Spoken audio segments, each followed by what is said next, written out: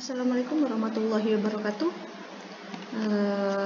Kembali lagi dengan pembelajaran bahasa Indonesia di kelas 8 ya.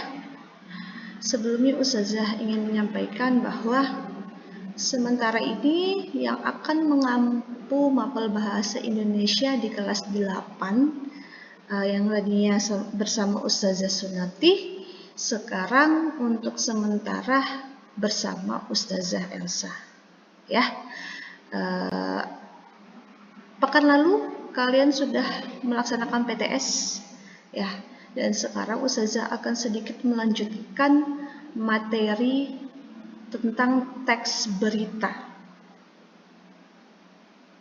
Ya, masih di bagian menelaah dan kebahasaannya. Ya, yang menelaah struktur sudah ya sama Ustazah Sunati, dan sekarang Ustazah ini melanjutkan kebahasaannya yang belum selesai. Nah, ini ya. Ustazah akan melanjutkan kedua poin ini. Ya. Tadi Ustazah bertanya kepada ketua kelasnya menjawab bahwa terakhir sampai di kata kerja mental. Ya. Insya Allah Ustazah akan melanjutkan kedua poin ini. Nah ya, ini sudah ya kata baku, kalimat langsung tidak langsung. Nah ini yang terakhir ya, mental. Mental ini berarti adalah kondisi atau tindakan pengalaman ekspresi dari seseorang ya. Nah ini dia. Konjungsi temporal. Nah, konjungsi temporal berfungsi untuk menjelaskan hubungan waktu dalam teks berita. Ya. Hubungannya waktu itu seperti apa di dalam teksnya? Ya. Ternyata konjungsi temporal ini itu ada dua jenisnya. Ya. Yang sederajat atau satunya lagi yang tidak sederajat. Kalau yang sederajat, konjungsinya itu dia tidak bisa diletakkan di sembarang atau diacak-acak tempatnya. Ya, kalau yang sederajat, nggak boleh di awal, nggak boleh ada di akhir dan sebagainya. Jadi dia terpaku satu tempat saja. Itu namanya sederajat. Untuk konjungsi antara kalimat ini dan kalimat itu. Sekarang kalimat selanjutnya yang setara. Ya, jadi dia tidak bisa untuk dijadikan awal sebuah paragraf. Ya, itu konjungsi setara atau awal sebuah kalimat misalnya. Kalau yang tidak sederajat, dia ini bisa ada di mana saja. Di awal, di tengah, ataupun bisa di akhir. Ya. Nih, Ustazah sudah menuliskan contoh-contoh yang mana sederajat, yang mana yang tidak sederajat. Nah, kalau sederajat itu ada lalu, kemudian, sesudahnya, selanjutnya, setelah itu, sebelumnya. Inilah yang maksudnya sederajat. Dia tidak bisa ditaruh di awal, ya nak ya. Dia tetap istiqomah. Dia tidak bisa dituliskan secara acak. Kenapa? Karena dia ini adalah konjungsi atau penghubung antara kalimat satu dan kalimat berikutnya. Ya, penghubungnya. Lalu sesudah itu, setelahnya kita akan memasuki tahap berikutnya, yaitu bla bla bla bla. Tetapi kalau yang tidak sederajat, dia bisa hanya konjungsi yang di awal paragraf, di awal kalimat, atau di tengah-tengah kalimat, misalnya seperti itu.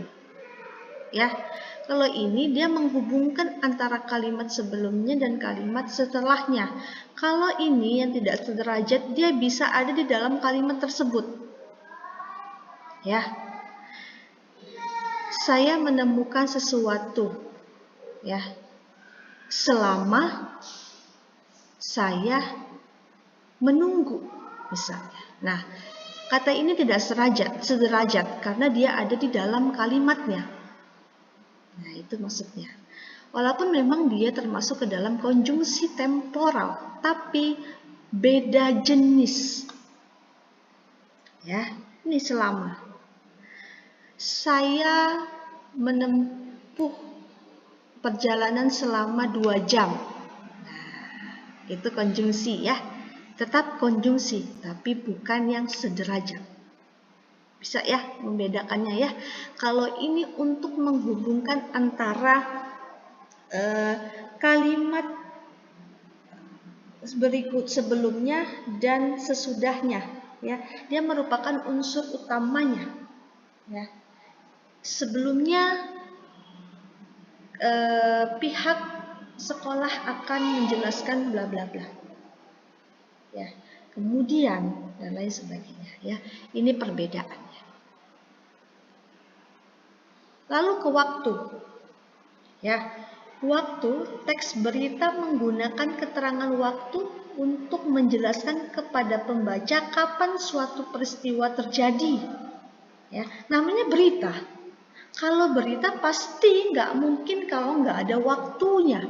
Kapan dia kecelakaannya, kapan dia datang. Nah, itu keterangan waktu. Keterangan waktu dituliskan bisa menggunakan kata kemarin, biasanya, pernah, sering, sejak, sementara, dahulu, keesokan harinya, tadi, terkadang, sekarang, dan selalu. Itu keterangan namanya. Saya keesokan harinya saya akan membeli sepatu. Berarti keterangan waktu. Ya, yang menunjukkan bahwa ada sebuah peristiwa. Peristiwanya apa di situ? Peristiwa yang menjelaskan bahwa saya akan membeli sepatu. Ya, biasanya jam biasanya dia sudah lewat. Berarti keterangan waktu bahwa menyatakan kalau si A di jam-jam segitu dia pasti sudah lewat biasanya. Ya, itu yang menunjukkan sebuah keterangan waktu, ya. Nah, hanya 2 poin saja yang akan Ustazah jelaskan kepada kalian ya, keterangan temporal dan waktu. Nah, di sini Ustazah ada soal untuk kalian, tugas untuk kalian ya. Setelah kalian membaca teks tersebut, tentukanlah kata kerja mentalnya, konjungsi temporalnya, lalu lagi keterangan waktunya. Ya, masing-masing 3 contoh. Kalau ketemunya hanya 2, misalnya Ustazah kata kerja mentalnya cuma ada 1, ya monggo silakan. Ya, sedapatnya kalian. Yang penting masing-masing 3. Kalau misalnya sama sekali tidak ada, ya sudah. Ya mau 2, mau 1 itu nggak masalah. Yang penting masing-masing 3 kalian baca di teksnya. Ya, temukan di dalam teksnya ini. Keterangan waktunya yang bagaimana? Ada nggak di sini? Dan diperhatikan juga teksnya tadi ya, penjelasan Ustazah di sebelumnya. Oke? Nih, itu aja yang Ustazah sampaikan ya. Kalau kurang paham bisa langsung WA Ustazah. Masih ada kan WA-nya Ustazah Elsa ya? Di kelas 7 Ustazah mengajarkan bahasa Indonesia kepada kalian ya. Jadi insya Allah kalian sudah punya nomor WA ya. Kalau tugasnya ini kirimkan ke Telegram ya. Nanti Ustazah lampirkan nomor Telegramnya Ustazah. Secepatnya dikumpulkan. Ya. Oke, syukran. Assalamualaikum warahmatullahi wabarakatuh.